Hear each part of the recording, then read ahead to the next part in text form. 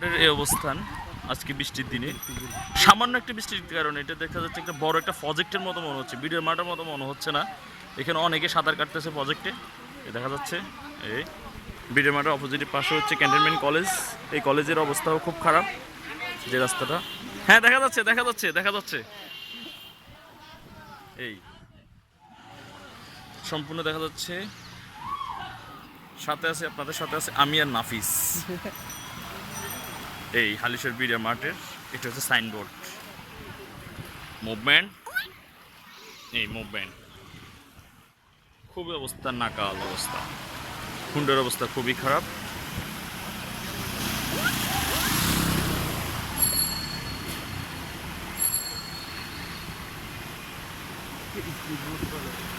এগুলো হচ্ছে speed boat, এগুলো রিক্সা না, কেউ যদি মনে করে রিক্সা ভুল, ওগুলো হচ্ছে স্পিড বোট।